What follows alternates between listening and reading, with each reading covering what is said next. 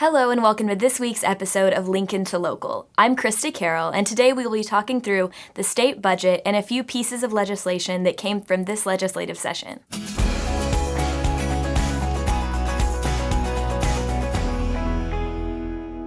Joining me today is Steve Thompson with the Public Policy team. So Steve, the legislative session for 2023 wrapped up last week, and one bill that we talked a lot about, especially toward the end of session, was House Bill 2053, which relates to groundwater permit protest in the state of Oklahoma.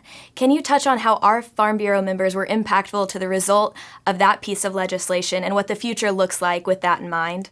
Absolutely. We were very excited to rally the troops, so to speak. We had our first big action alert for member involvement of the session on that bill, and due largely to the calls and emails of our members all around the state. It really helped us get the attention of the legislators to, during a very crowded and busy time, prioritize that, and we're very thankful for that, as well as the coalition of other ag groups and business folks at the Capitol who worked with us on that. And so we're excited to see that take effect and work its way through the legal system. There's a number of legal challenges still out there to agriculture producers that we're anxiously awaiting to see how this change will impact them, but we feel like if they have taken all the proper procedures and are following the law, that this should help them be able to defend their business and their industry. And that's something that we strive to do every day here at Oklahoma Farm Bureau, and we're excited to play a small part in protecting agriculture in that way. Another important thing that was passed last week by our legislature was the state budget. Can you explain what's in there and how the fund allocations will be beneficial to rural Oklahomans and our Farm Bureau members? That's right. There was some issues of ours that we've been working on throughout the session that we finally got to see resolution to, that we had been cautiously optimistic all along, but it's a 4-month-long session. Everybody knows it was very contentious with all of the fighting that went on over education spending, but once that was settled a few weeks ago, they were able to kind of dial in on the rank and file measures, and a couple of them that we were very excited to see had to do with the Emergency Drought Commission that was founded last year that had helped parts of the state that were suffering from a lack of rain, and saw a funding of $17 million into that to cover the backlog of applications that had been approved but there was no more money for, as well as an additional deposit of $20 million that the commission can take up to work on moving forward with new projects and new ideas. And the other one it was a priority issue of ours from the beginning of session had to do with the OSU College of Veterinary Medicine and revamping their teaching hospital and their overall program. And it saw a $14 million recurring payment made to that for their operations and staff, as well as a $79 million one-time funding for renovation and rehab of their teaching hospital that had apparently kind of become a little bit rusty around the edges and needed to be spruced up in some ways. And so we think that that's going to be a major step forward, because that's one of the things that our members have brought to us was concern about the lack of large animal veterinarians across the state. And so we think to protect the herd and flock around the state, that we're really excited to see the legislature invest in such a critical area of Oklahoma. We can't wrap up the 2023 legislative session without talking about the medical marijuana industry in Oklahoma and the implications it has on rural Oklahoma. This legislative session brought about several pieces of legislation to help reform that industry. Can you touch on what those pieces of legislation are and how they'll be beneficial for our members?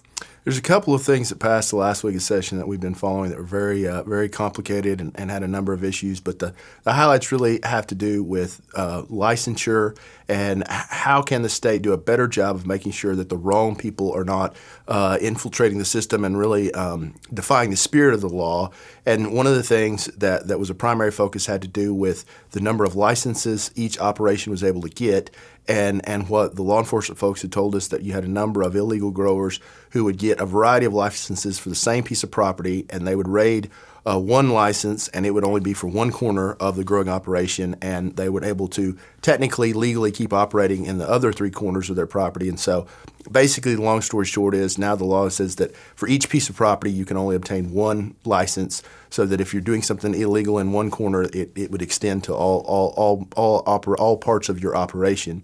And the other one has to do with a bonding capacity, and we talked about that a little bit earlier on. That to operate now, you're going to have to get a $50,000 bond, so that if you do get caught doing something wrong and just disappear over in the middle of the night, leave problems left behind, that the law enforcement and the state and county officials can take care of any emergency, environmental, or other dangerous situation that was left behind in those properties. So there was a number of those things having to do with straw buyers of land. There was already a prohibition on foreign ownership of ag land, but we saw a lot of international criminal cartels that were contracting basically with a local person as a straw buyer to have their name on the license.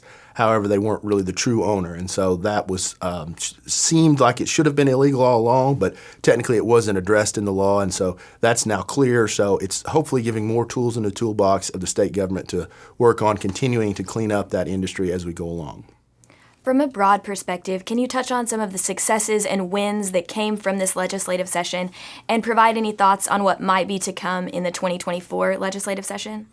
I think one of the things that we haven't talked about in a little while that was really critical early this year was what didn't happen. There were a number of bills filed having to do with property tax increases as well as creating new zoning requirements for rural Oklahoma. And those were really our priorities in February on into even early March. And those were not able to advance thanks to some of our efforts in sharing some of the downside of those things.